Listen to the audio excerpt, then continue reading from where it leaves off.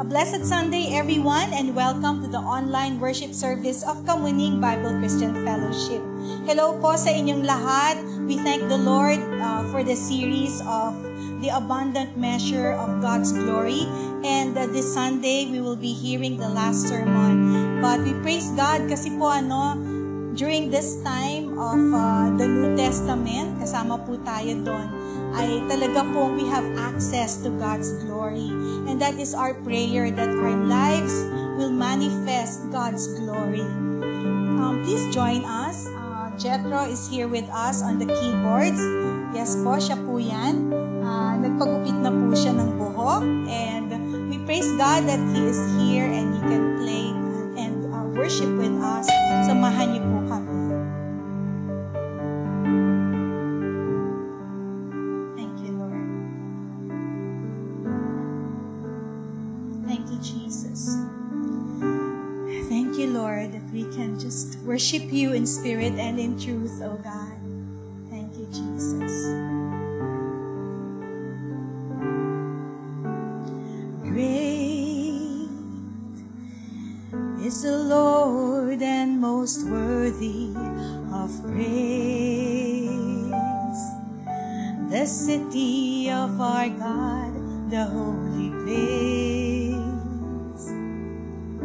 The joy of the whole earth.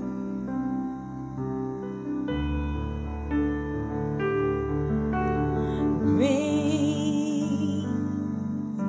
is the Lord in whom we have the victory. He aids us against the enemy. We bow down on our knees, and Lord, we want to lift your name on high.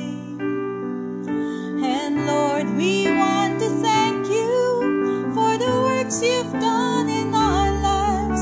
And Lord, we trust in your unfailing love. For you alone are God eternal throughout the earth and heaven above.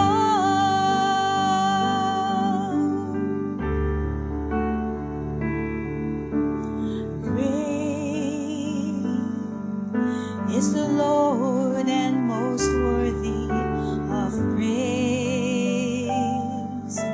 The city of our God, the holy place. The joy of the whole earth.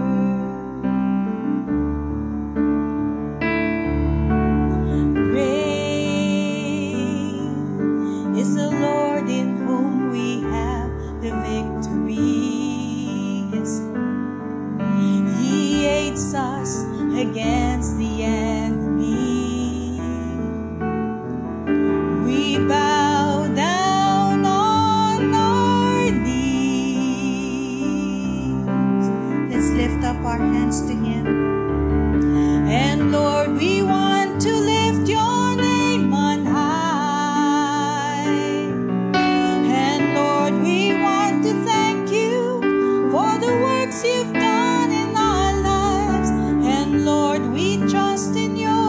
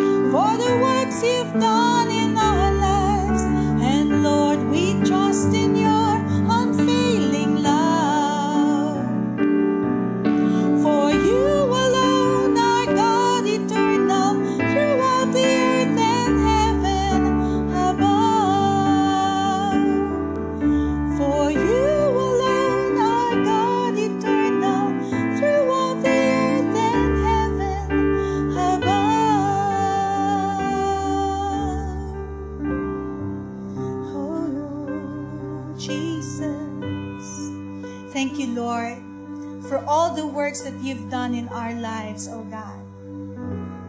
We thank you, Lord, for you are enthroned, Lord God. You are sovereign, Lord. And we lift your name on high, Jesus, in all the nations, Lord God, and in all these situations, Lord, that we are experiencing right now, Lord God. The situations, Lord, in our lives that we are in, Lord. We thank you because you are in control of everything, Lord. Thank you, Jesus. Let's continue to worship our God. Thank you, Lord. Holy, holy are you, Lord. The whole earth is filled with your glory. Let the nations rise to give honor and praise to your name.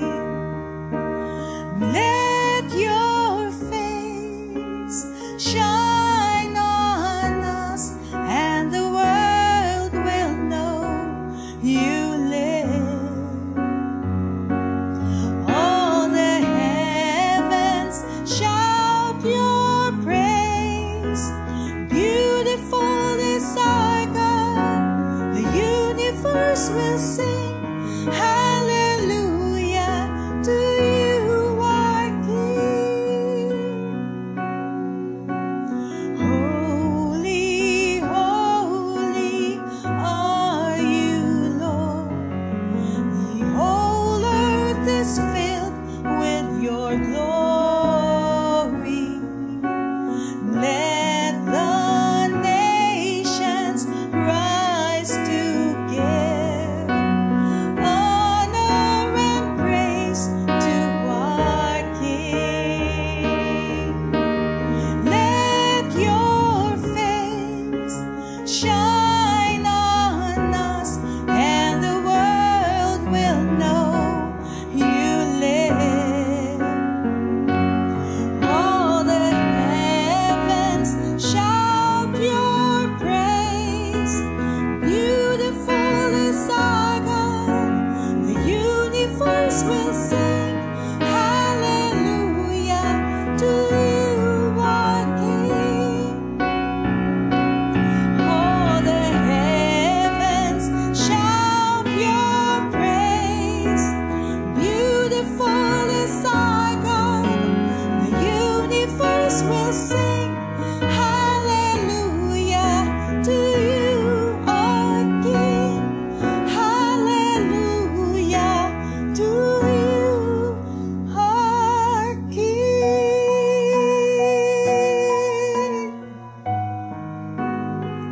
We sing hallelujah, Jesus, King of kings and Lord of lords. We give you praise. We give you honor. All the glory, Lord, belongs to you, Jesus. All the heavens, all the nations shout your name, Jesus. Thank you, Jesus, for you are here in our midst, oh God. Thank you, Lord, that we can sense your presence, Lord. Come, Holy Spirit, dwell in us, Lord. Guide us, Lord. Open our hearts, Lord, to hear your message to us for today, oh God. Thank you, Lord, for your messenger. Thank you, Lord, that your words come alive in our hearts, Lord. Thank you, Lord, that your glory will shine, Lord God, in our lives. We give you praise. We give you honor. In Jesus' name, amen and amen. Amen.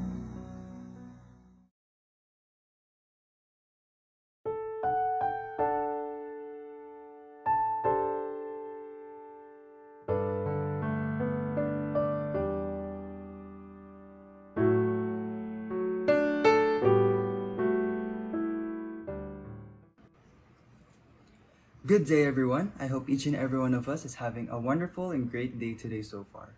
So for today's scripture reading, we will be reading from the book of Isaiah, chapter 40, verses 3 to 5. Once again, we will be reading from the book of Isaiah, chapter 40, verses 3 to 5. Isaiah 40, 3 to 5. A voice cries out, "Prepare in the wilderness a road for the Lord. Clear the way in the desert for our God. Fill every valley, level every mountain. The hills will become a plain, and the rough country will be made smooth. Then the glory of the Lord will be revealed, and all people will see it. The Lord himself has promised this." Thank you, Father, for your word for us today. Let us all pray. Dear Heavenly Father, we praise you and we glorify your name. Thank you for another wonderful day that you've given to your children to be able to freely study and meditate on your word. We pray that may you please use Elder Sita as your instrument as he delivers your message for us today. May you please also anoint him with your Holy Spirit as he shares with us what it truly means to experience your full glory. As we spend this hour with your word, may you please keep our focus on you only and nothing else. May you please keep us away from any kind of distraction that may divert our attention from you. We pray, Father, that all the lessons that we will be learning today will be applied in our own lives as well, and may we be able to instill these lessons in our hearts, O Lord. May we be able to share them as well with the people around us, that they too may be able to experience the beauty and power of your word. We thank you also, Lord, for all the blessings that we have received in the past week, and we pray that may you please bless us with a fruitful week ahead, O Lord. Thank you, Father, once again for everything that you've done for us. We thank you, Father, for the safety that we all have been receiving, O Lord, despite these trying times, O Lord. May you please keep us safe, O Lord, and we lift up to you all the praises and glory. This we pray in Jesus' name. Amen.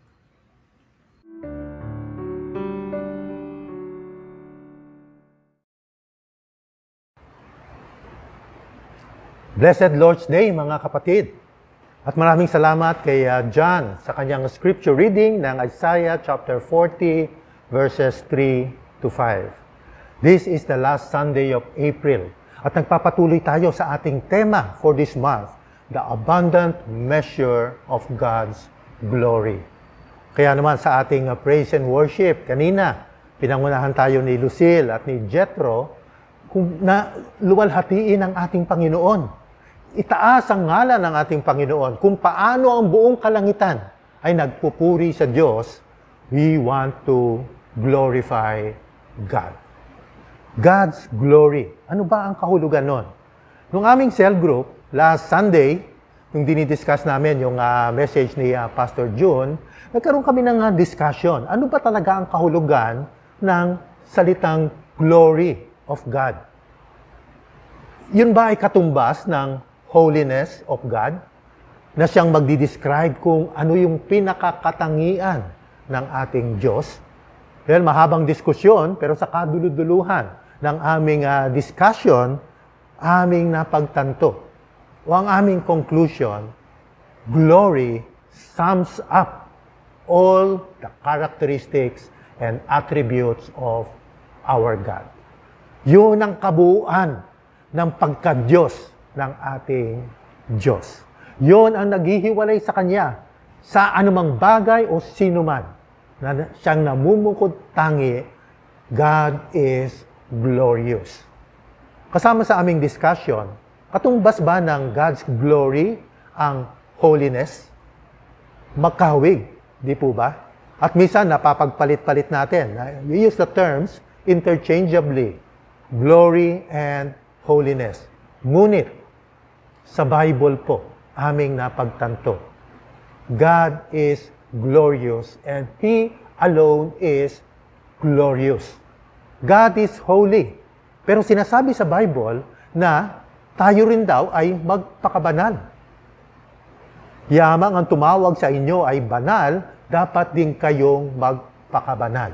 You shall be holy as I am holy, sabi ng Diyos. So yung holiness, God's characteristic, and God also wants us to be holy. Pero, sa buong Biblia, only God is glorious.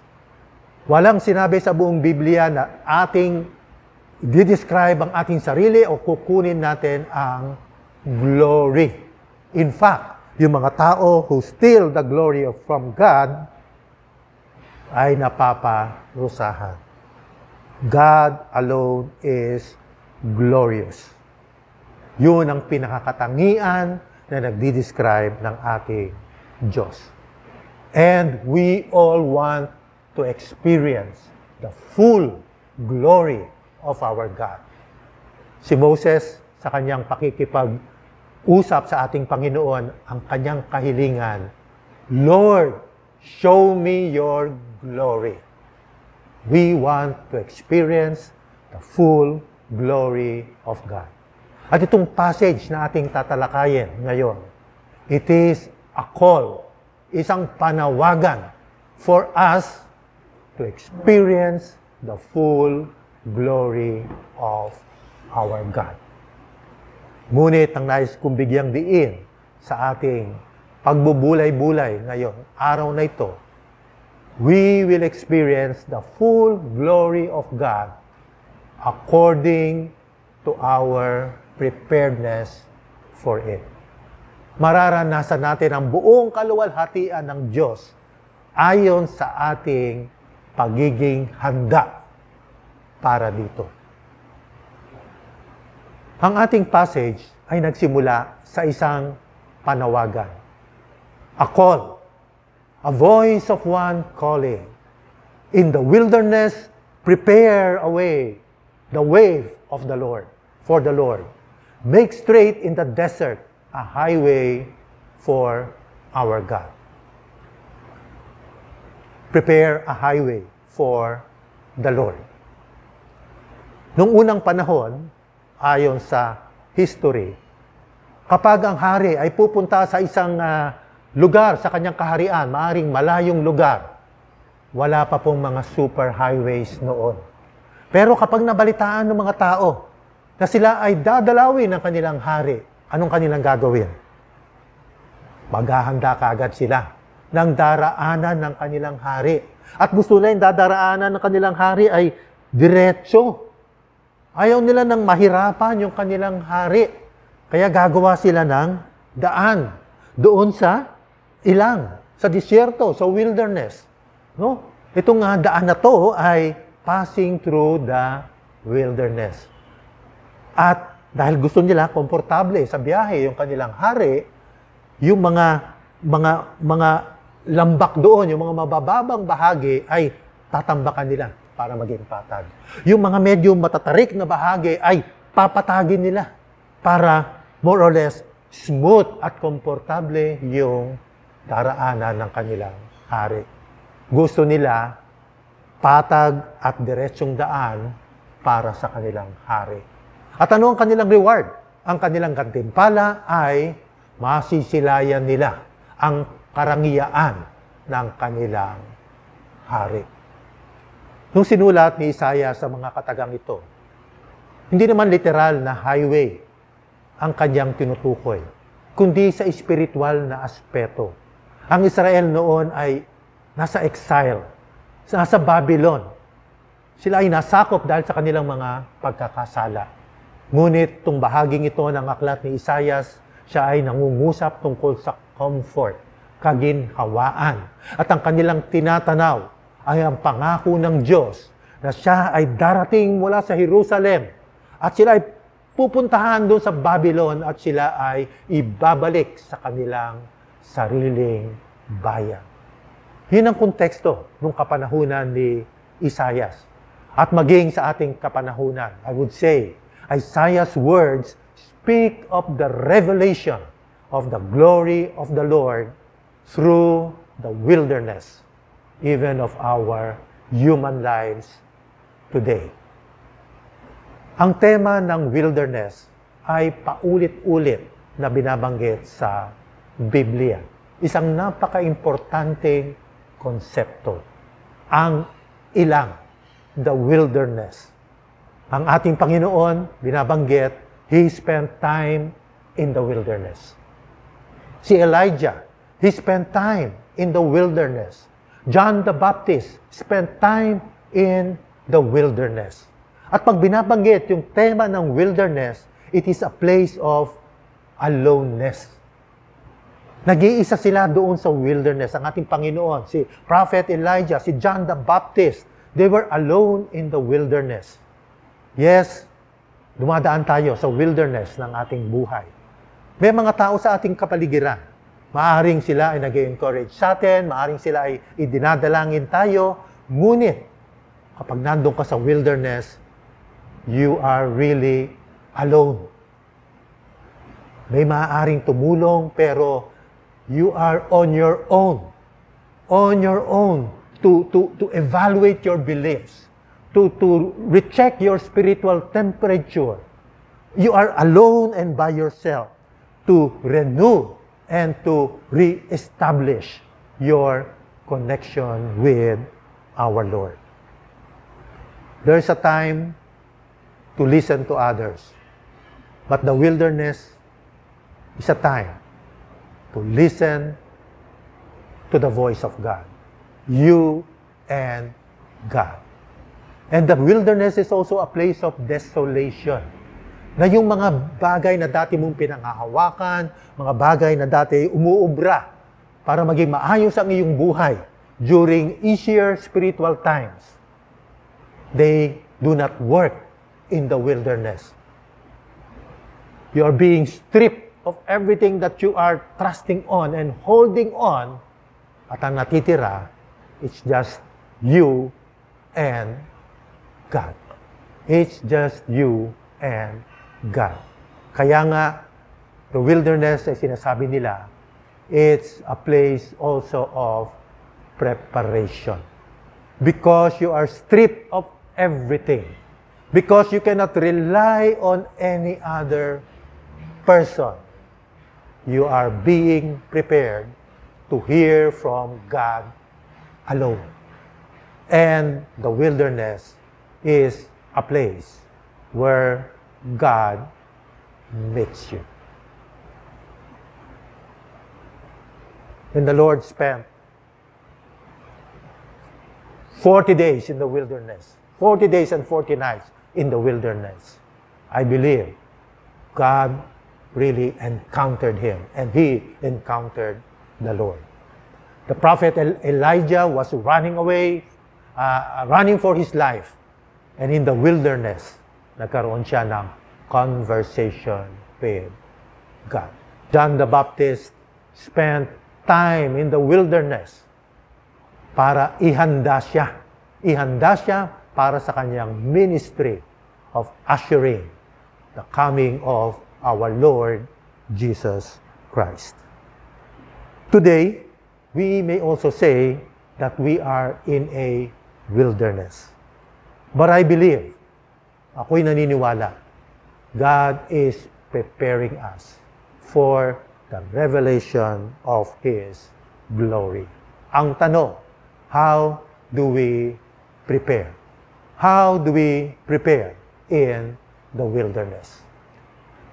Verse 4 says, every valley shall be raised up. Every mountain shall be made low. The rough ground shall become level, and the rugged places a plain. Sa paghahanda ng Lord sa atin, sa ating wilderness experience, sa unang-una sa personal level, sa atin muna, there must be a raising up. Every valley must be raised up. Yan pong drawing na yan, nabalikan ko lang po yung aking background sa engineering. It is a road profile. Road profile. At kung nais mong gumawa ng isang diretsyong kalsada, para komportable yung biyahe sa kalsada na yon, pero ang dinatnan mong lupain, ang terrain ay lubak-lubak. Merong mga mabababang portion, merong mga matataas na portion. Anong gagawin doon sa mga mabababang portion? Tatambakan. Tatambakan. Yan, tinatawag na fill para umangat at maging mas diretso yung daraanan. Sabi nga sa ating mga talata, every valley shall be raised up. Sa ating personal na buhay, ano ba yung kinakailangan nating iangat bilang preparasyon sa pagdating o ating pagtunghay sa kaluwalhatian ng ating Panginoon? We must raise up everything that sin at yung mga nangyayari sa atin, everything na magaganda na ilugmok ng ating mga pinagdaanan. At lalong-lalo na yung mga kasalanan natin na ibinababa yung level ng ating relasyon sa ating Panginoon. There must be a raising up. First of our faith in God. Sa mga nangyayari sa atin ngayon, marami ang nagkakaroon ng pagtatanong. Lalo na yung nagsisimula pa lamang sa kanilang pananampalataya sa ating Panginoon. Biglang naging mabuhay ang kanilang pananampalataya. At maaring yung iba nga ay bumagsak yung kanilang pananampalataya. At sa kalagitnaan nitong ilang na ito, in the wilderness, our faith in God must be raised up. Our trust in God, na maaring bumaba sa ilang mga tao, kinakailangan nating itaas. Lahat ng mga bagay na ating pinagtitiwalaan para maging maayos yung ating mga buhay. Sabi nung iba, nawala na lahat. Everything na pinagtitiwalaan namin, pinangahawakan namin, proved to be inadequate. But our trust in God must be lifted up. And not only our trust in God, yung valley ng ating confidence in God. Kanino ka ba nakatingin? Kanino ka humahawak? Itaas natin. Meron ako nabasa na isang New York Times article by Adam Grant. At napakaganda ng kanyang discussion. Kasi tinalakay niya yung ano daw ba yung nararamdaman ng maraming tao ngayon. At sabi niya, there is a name for this blah that you are feeling right now. And the name for that is languishing. We are languishing in the midst of this pandemic, in the midst of this situation. Sabi niya kasi yung feeling natin, hindi namang burnout eh. Kasi we still have the energy. Hindi naman daw depression. Kasi we are not hopeless pa naman. Pero yung parabang you lack motivation, you are feeling down, you are feeling low, kulang ka sa focus, parang wala kang direksyon, natumbok niya. The word is, we are languishing. We are languishing. And in the midst of our languishing, paano tayo maiangat dito? We must lift up our confidence in God. And of course, we must lift up our obedience to God. So sa preparasyon nating personal, there must be a raising up of the low points in our lives. But at the same time, there must be also a laying low ng mga bagay-bagay sa ating buhay. Every mountain and hill made low. Papatagin yung mga burol at mga bundok sa ating buhay. Well, figuratively, I believe, ano ang dapat na ibaba sa ating buhay? Our pride. Ating pagmamalaki, pagiging palalo. Ano pa? Our self-glory. Sinabi ko nga kanina na glory belongs only to God. Kaya ngayon ang pinakakatangian na masasabi natin, madi-describe natin, summing up all the attributes of God. Pero minsan, kinukuha natin, ninanakaw natin ang glory sa Panginoon. We must bring down, lay low, our self-glory and our self-sufficiency. At pag dumadaan ka nga sa wilderness, everything that you thought was sufficient for you, they prove inadequate. Ibaba natin yung ating self-sufficiency and our self-entitlement. Yan po yung mga katangian natin na nagiging hadlang kaya hindi natin natutunghayan yung full glory of God. Kinakailangan tayong magpakumbaba sa harapan ng Panginoon. Ang pagpapakumbaba is a common adjective na sinasabi natin, common value, tulad ng honesty. Pero bakit ba sa kapanahunan ngayon? Bakit nadyadyaryo yung mga nakapulot ng pera at ibinalik? Bakit nadyadyaryo yung instances of honesty? Dahil bihira na yung honesty. Bakit din nadyadyaryo yung mga instances of humility? Kasi ang mga tao ay sobra ng mayabang. Itinataas ang kanilang sarili. Nagbabasa nga ako ng dyaryo. Natunghayan ko. Isang mataas na tao. Kilala natin yan. No? Sikat. Don Jaime and Bea Zobel de Ayala. Pag binanggit yung mga pangalan na ganyan, yan yung alta sosyedad. Mga matataas na tao. Pero nadyaryo. Bakit? Nakita. Pumipila para mabakunahan. Sabi nga, they can push buttons, they can make use of their connections para mabakunahan sila in the comfort of their homes. Pero nagpakita ng pagpapakumbaba. At ito ay news, balita. Bakit? Sapagkat tunay nga, kulang na ang value of humility sa atin. Kinakailangan nating ibaba itong bundok, itong burol na ito sa ating buhay. Also, kinakailangan ibaba every argument, every pretension that sets itself up against the knowledge of God. Kung ano man yung pagmamataas natin, ano man yung mga argumento at mga reasoning natin na kumukontra sa kalooban ng Diyos, kinakailangan ibaba.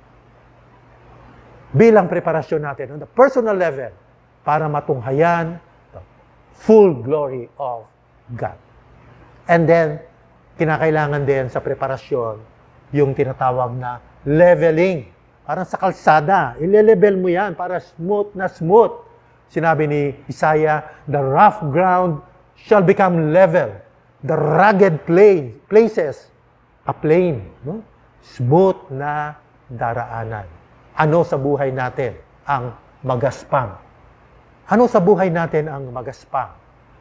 Na kinakailangan nating pakinisin para mahihanda tayo sa pagdating ng kaluwalhatian ng Diyos. Anong mga bagay ang hindi tugma sa bunga ng Espiritu? Last year, dinalakay natin yan. Every month, isang bunga ng Espiritu. Love, joy, peace, patience, kindness, goodness, faithfulness, gentleness, and self-control. Kapatid, saan ka mahina dyan? Saan ka magaspang dyan? Saan ka kailangang pinuhin para maging handa sa pagdating ng kaluwalhatian ng Panginoon? Yun ang personal natin na paghahanda. Dahil sinabi sa aklat ng Hebreyo, make every effort to live in peace with everyone and to be holy. At yung mga binanggit ko yun, yung mga bagay na itaas natin sa ating buhay, mga bagay na dapat ibaba natin sa ating buhay, yung mga magaspang sa ating buhay na kinakailangan patagin, it's all about our personal holiness. Because without holiness, no one will see the Lord. Hindi mo makikita ang kaluwalhatian ng Panginoon. You will not experience the full glory of God if you will not raise up, bring down, and level yung mga bagay na ating tinalakay para maging patag at smooth ang visitation, ng revelation sa iyo ng Panginoon. Sinabi rin sa Beatitudes, blessed are the pure in heart, for they will see God. We must be pure, and when we are pure and we are holy, we make our lives smooth para sa Panginoon. We will see the Lord. We will see God. We will experience the full glory of God on a personal level. Now, on the corporate level, sa pangkalahatan naman, tayo bilang church, tayo bilang isang society, bilang isang community, ang nakikita ko na paghahanda para sa atin to see the full glory of God ay nasasaad dito sa talata na paulit-ulit nating nababanggit. Micah chapter 6 verse 8. Itong requirement ni Lord He has showed you, O man, what is good. And what does the Lord require of you? To act justly and to love mercy and to walk humbly with your God. Ako'y naniniwala, corporately, ang ating preparasyon sa revelation of the glory of God, yung raising up, yung laying low, at yung leveling na pinag-usapan natin kanina at sinabi sa ating mga talata, ang katumbas nito, corporately, ay justice, mercy, and humility before our God. Sa New Testament, Isaiah chapter 40 verses 3 to 5 ay binanggit muli. At ang mga katagang ito ay inilagay sa bibig ni John the Baptist. Matthew chapter 3, Mark chapter 1, Luke chapter 3. The voice calling out in the wilderness and making the call, yung panawagan, to prepare the way for the Lord. The voice is identified with John the Baptist. At ano ba ang pangaral ni John the Baptist? Nung sinabi niyang, prepare the way for the Lord. Ang kanyang misyon was to announce the call of divine justice and mercy practiced in humility. Para ihanda ang mga tao noong kanilang kapanahunan for the revelation of our Lord Jesus Christ. Ang kanyang panawagan. It's all about justice, mercy, practiced in humility.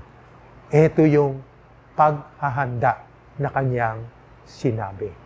Nandyan yung raising up and laying low and making level sa mga iba't ibang aspeto ng buhay ng mga tao. John the Baptist called for economic justice. Tapos yung kanyang panawagan, quoting Isaiah 40 verses 3 to 5, sinabi niya, whoever has 2 coats, share with the person who has none. At kung sino man yung merong pagkain, ibahagi mo yan, i-share mo doon sa mga nagugutom. It's all about economic justice. Yun ang kanyang call sa paghahanda sa pagdating ng Panginoon. At hindi lamang economic justice. John the Baptist also made the call for political justice, especially from those na mga nasa kapangyarihan. Doon sa mga tax collectors, sabi niya, don't collect any more than you are required to.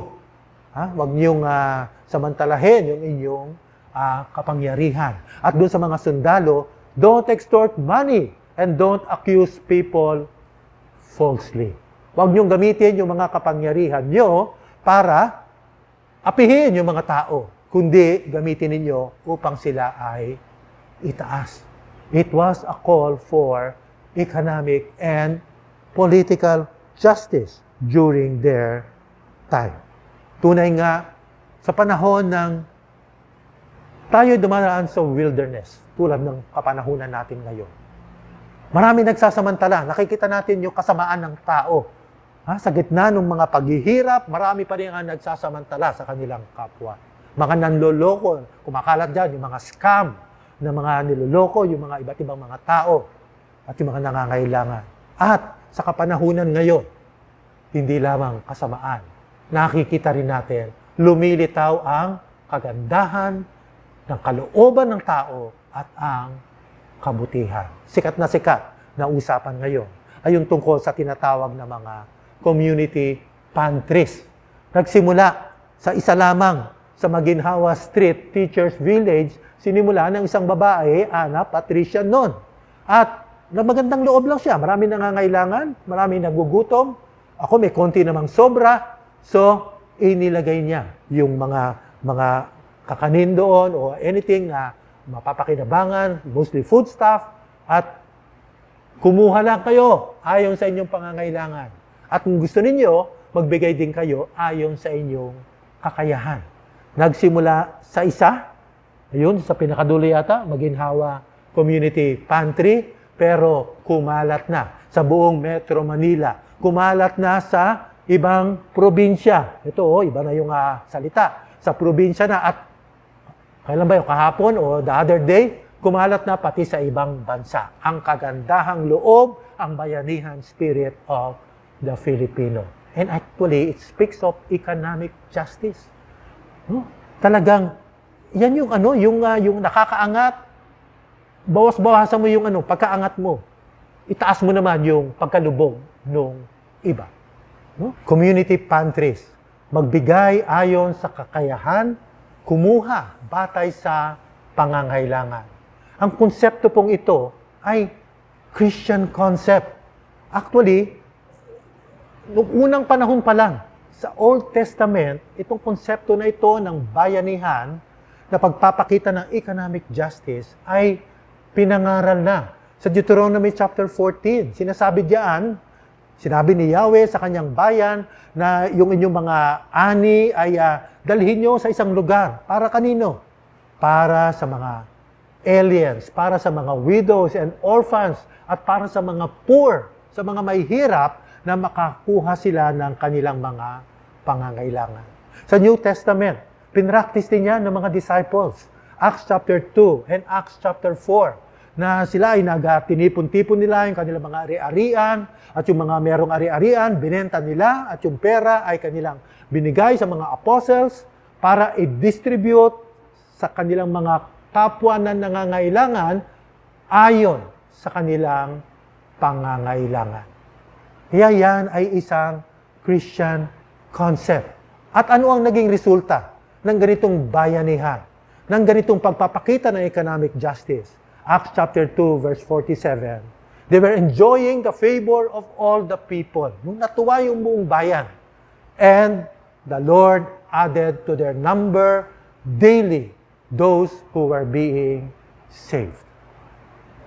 Isn't that witnessing and experiencing the glory of God? Isang napakapamilyar na kwento sa atin, the feeding of the 5,000.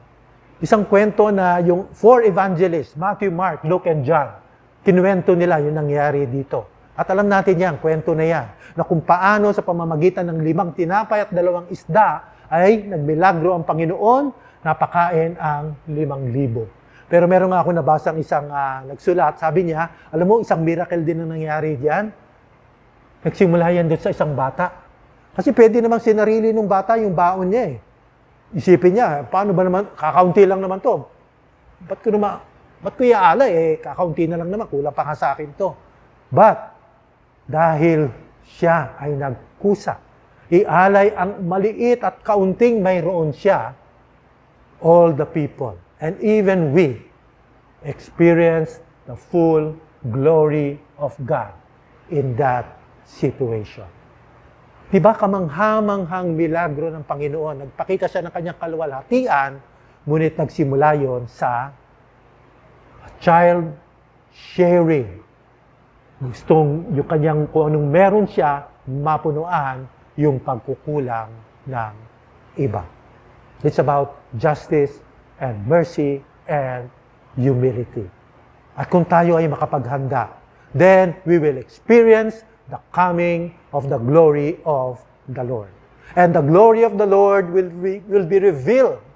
And all the people will see it together, for the mouth of the Lord has spoken. Why does God send us into the wilderness?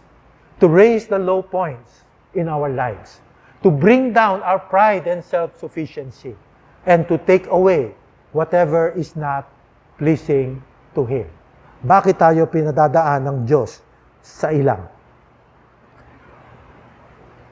Nais natin makita ang kaluwalhatian ng Diyos. At ang kaluwalhatian ng Diyos ay kanyang-kanya yon, katangian niya yon, whether we see it or not. Whether we see it or not. But if we want to see His glory, then kinakailangan tayong maging handa. Kinakailangan tayong maging handa. I believe that God is doing something in this pandemic. He wants to show us na wala tayong ibang maaring panghawakan at pagtiwalaan ng lubos-lubos sa ating buhay, maliban sa Kanya. At kapag siya ay tumugon, and He heals our land, then marireveal ang kanyang glory. God is making us go through this wilderness so that His glory will be revealed to us and to those around us. Familiar tayo sa verse na to, pero ang konteksto nito, the verses before said, kung ako ay nagpadala ng salot sa inyo, a plague in your land. At itong kasunod, if my people who are called by my name will humble themselves and pray and seek my face and turn from their wicked ways, then I will hear from heaven and I will forgive their sin and will heal their land. I believe God wants to heal our land. Pero meron pa siyang gustong i-accomplish sa atin. Gusto niya tayong i-prepare. Pero ito kasi ang problema. Ayon nga sa Peanuts. Sabi ni Charlie Brown kay Snoopy, Snoopy, many folks are praying for God to heal our land. But I think He's still waiting for people to humble themselves, repent, and turn from their wicked ways. Tama? Tama. Kaya, bilang panguling hamon, mga kapatid, through our wilderness experience of today, I believe the Lord wants to reveal Himself in glory sa bawat isa sa atin, to each one of us, and sa ating lahat bilang isang iglesia. God wants to reveal Himself. But we must be prepared. Barriers and obstacles in our lives must be removed. Our faith and trust in Him must be lifted up. And there must be a leveling among us in our midst based on justice. Ang tanong, are you willing? Are we willing to prepare ourselves? Are you willing to prepare yourself? Are we as a church willing to be prepared? Then we will experience the full glory of God. Tayo po'y manalangin. Dakilang Diyos, maraming salamat po. At sinasamba namin kayo na kayong Diyos na maluwalhati. And we want to experience your glory. Salamat dahil nais po ninyo na ma-experience po namin ang inyong full glory. But you are making us realize, Lord, that we have to prepare ourselves. Yes, you want to come to us. But we must prepare the way for you. Yun po ang aming responsibilidad. Sa aming personal na buhay, na kami ay magsisi at baguhin namin yung lahat sa aming buhay na nagiging balakid upang makita namin ang inyong kaluwalhatian. At itaas po namin ang aming pananampalataya at pagtitiwala sa inyo lamang, Panginoon. Hindi sa anumang bagay o kanino man, Panginoon. At bilang isang iglesia, bilang isang komunidad, tulungan po ninyo kami, Panginoon, na amin pong pairalin ang justice, mercy, and humility, Lord God, among us, in our midst, Panginoon. Nawa, tulungan po ninyo kami to exercise justice, O Lord God, upang ang mga nakatataas ay maging mapagbigay at matulungin sa mga nasa ibaba, Panginoon. At yung mga nasa ibaba sa aming lipunan, tulungan po namin na umangat. Paulit-ulit, Panginoon, sa inyong salita. Nandyan ang inyong panawagan sa ganyang uri ng justice. Gamitin nyo kami, Panginoon, upang pairalin po namin ito. At kung kami maihanda namin ang aming mga sarili, maihanda namin ang aming kalipunan, then we will experience the full glory of God. Maraming salamat po. Sa ngalan ni Jesus. Amen.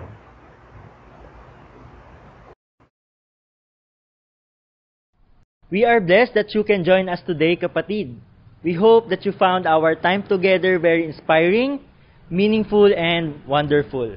With that, we would like to welcome you who worship with us for the first time and invite you to our welcome fellowship mamaya na pong 11:30 a.m.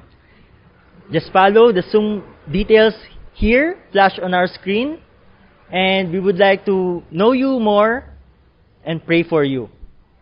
At sa mga nakasama naman po namin during our Vesper service, we hope to see you again next Sunday and join our welcome fellowship at 11:30 a.m. Again, maraming salamat po and God bless you.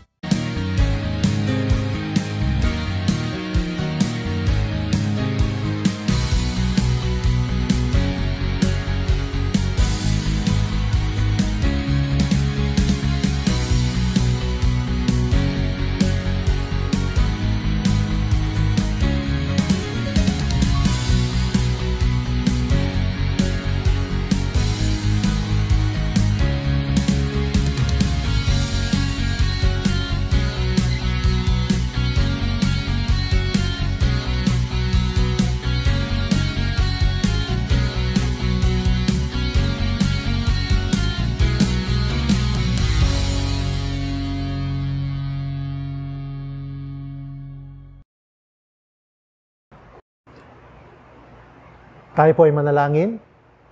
Aming dakilang Diyos, aming maluwalhating Diyos, kami po ay lumalapit sa inyo at pinagkakatiwala po namin sa inyo ang aming mga buhay at maging ang darating na linggong ito, Panginoon. Nawa kami po ay inyong pangunahan sa lahat ng aming mga gagawin at patutunguhan. Nawa ang inyong proteksyon ay sumaaming lahat. Ang inyong probisyon ay sumaaming lahat, Panginoon. At ang inyong pong gabay ay sa lahat kami, Panginoon, taglayin po namin upang hindi lamang namin ma-experience ang inyong kaluwalhatian, kundi maibalik po namin ang kaluwalhatian, ang karangalan at ang lahat ng papuri sa inyo lamang, Panginoon. Mga kapatid, tanggapin natin ang benediksyon ng Panginoon. Now to Him who is able to keep you from stumbling and to present you blameless before the presence of His glory with great joy. To the only God our Savior, through Jesus Christ our Lord, be glory, majesty, dominion, and authority before all time, now and forever. And all the people of God say, Amen and Amen.